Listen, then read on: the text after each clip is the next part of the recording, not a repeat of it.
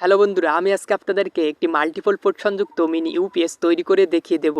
তো এটি ব্যবহার করে আপনারা একই সাথে একটি রাউটার এবং একটি অনুকে চালাতে পারবেন। তো ভিউয়ার চলুন ভিডিওটি শুরু করা যাক। তো এটি তৈরি করতে হলে আমাদের প্রয়োজন হবে 3 piece lithium ion battery sell. তো লম্বা সময় ব্যাকআপ পেতে হলে অবশ্যই ভালো মানের লিথিয়াম আয়ন ব্যাটারি সেল ব্যবহার করতে হবে। আর এই ব্যাটারিগুলো সুরক্ষার জন্য আমাদের প্রয়োজন হবে একটি 3S বিএমএস সার্কিট। তো এটি হলো একটি 10 এম্পিয়ার বিএমএস সার্কিট। তো এই সার্কিটের মাধ্যমে একই সাথে 3টি ব্যাটারি সেল সংযুক্ত করে ব্যবহার করা যায়।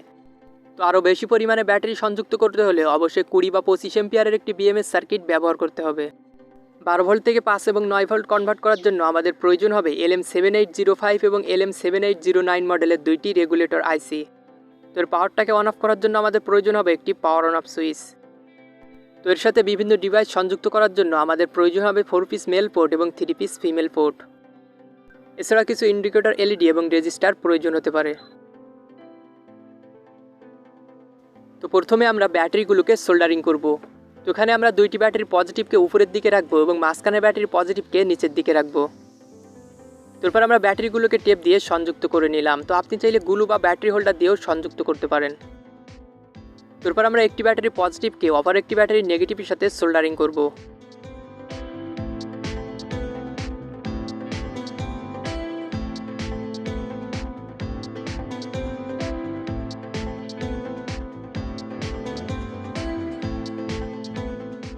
এরপর আমরা ব্যাটারিগুলোকে বিএমএস সার্কিটের সাথে সোল্ডারিং করব। তো বি নেগেটিভের সাথে ব্যাটারির নেগেটিভ এবং বি পজিটিভের সাথে ব্যাটারির পজিটিভকে সোল্ডারিং করতে হবে এবং 3.7 ভোল্টকে B1 এবং 7.4 ভোল্টকে B2 সাথে সোল্ডারিং করতে হবে।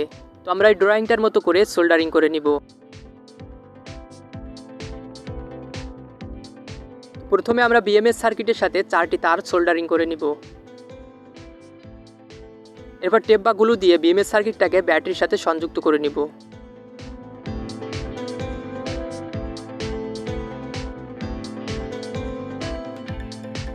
তারপর আমরা ড্রয়িংটার মতো করে ব্যাটারিগুলোকে বিএমএস সার্কিটের সাথে সোল্ডারিং করব।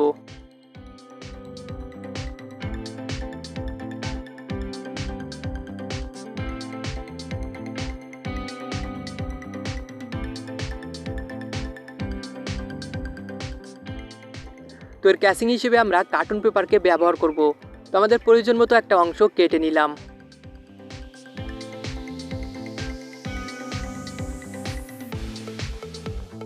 তারপর আমরা মেল পোর্টগুলোকে এর সাথে সংযুক্ত করে নেব।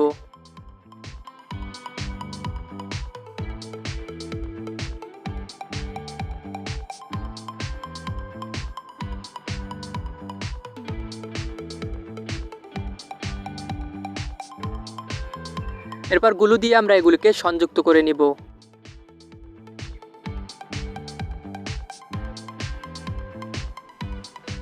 তো এই ড্রয়িংটার মতো করে আমরা এর আউটপুট কানেকশনগুলোকে সোল্ডারিং করব। তো এর সাইডের পিনটি হলো নেগেটিভ এবং মাঝখানের পিনটি হলো পজিটিভ। তো এর পজিটিভকে আমরা সুইচের মাধ্যমে এর সাথে সংযুক্ত করব।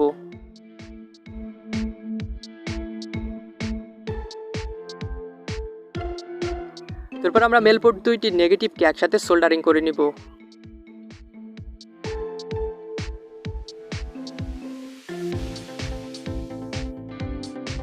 তো আপনার রাউটার যদি 5 ভোল্টের হয় তাহলে LM7805 মডেলের একটি রেগুলেটর আইসি ব্যবহার করতে হবে। আর যদি 9 ভোল্টের হয় তাহলে LM7809 মডেলের রেগুলেটর আইসিটিকে ব্যবহার করতে হবে। তোর প্রথম পিনটি হলো ইনপুট পজিটিভ, 2 নাম্বারটি গ্রাউন্ড এবং 3 নাম্বারটি আউটপুট পজিটিভ। তোর আউটপুটের সাথে আমরা 10 ভোল্ট 100 মাইক্রোফ্যারাডের একটি ক্যাপাসিটার সোল্ডারিং করে নিব। তো এটি চালানোর সময় সামান্য পরিমাণে হিট হতে পারে, সেজন্য একটি হিট সিঙ্ক সংযুক্ত করে নিলাম।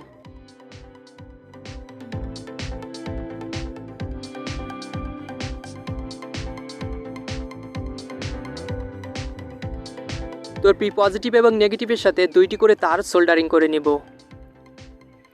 তারপর আমরা এর পজিটিভকে সুইচের সাথে সোল্ডারিং করব এবং নেগেটিভকে রেগুলেটর আইসির গ্রাউন্ড এবং মেল পোর্টের নেগেটিভের সাথে সোল্ডারিং করব।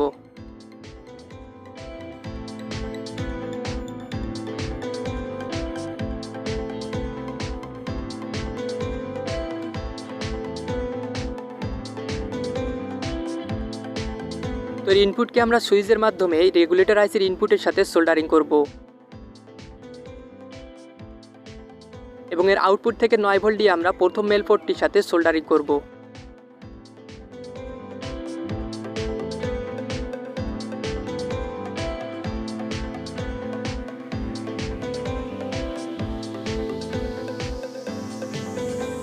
ব্যাটারি লেভেল দেখার জন্য আমরা এই ড্রয়িংটার মতো করে দুইটি ইন্ডিকেটর এলইডি সোল্ডারিং করে নিব।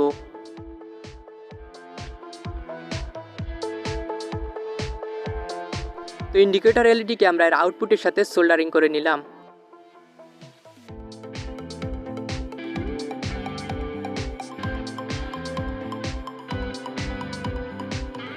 এর চার্জিং ইন্ডিকেট করার জন্য এর সাথে একটি ডায়োড এবং একটি ইন্ডিকেটর এলইডি সোল্ডারিং করে নেব।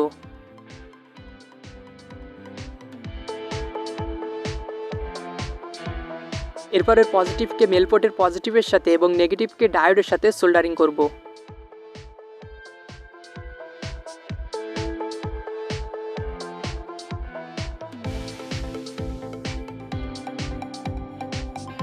এরপর এর ক্যাসিংটিকে গ্লু দিয়ে লাগিয়ে নেব।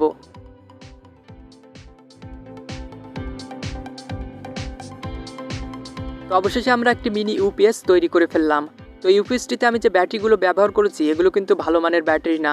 তো বেশি সময় ব্যাকআপ পেতে হলে আপনাকে অবশ্যই ভালো মানের লিথিয়াম আয়ন ব্যাটারি সেলকে ব্যবহার করতে হবে।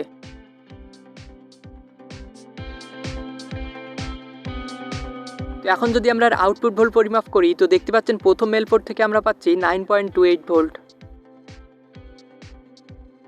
এবং অপার পোর্ট থেকে আমরা পাচ্ছি 11.87 ভোল্ট। তো এর সাথে আমরা 9 ভোল্ট এবং 12 ভোল্ট লিখে দুইটি স্টিকার সংযুক্ত করে নিলাম।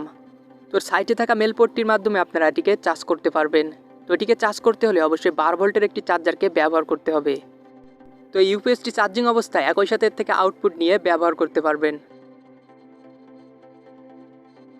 তো এর সাথে বিভিন্ন ডিভাইস সংযুক্ত করার জন্য আমরা মেল পোর্ট দিয়ে দুইটি শর্ট কেবল তৈরি করে নিলাম।